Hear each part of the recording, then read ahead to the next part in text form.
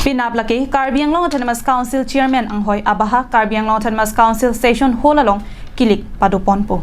Bangso Chairman anghoi aparman Pini Karbi Anglong Autonomous Council Joint Secretary Legislative Bir Singing Ti Arideng along MAC Raju Tisso Nomination aloh kejok dam.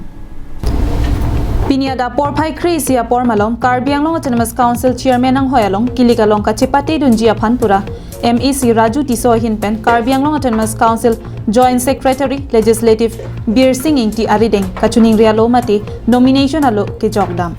Bangso nomination aloh kejok dam hut proposer ki pidun laki MAC Amar Singh Tisso lapen seconder ki pidun laki MAC Richard Tok Bipensi chipidun lo.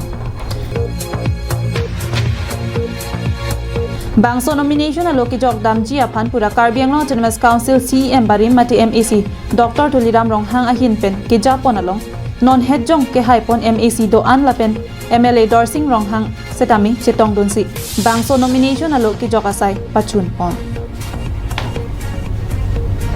News report Karbi Anglong Live.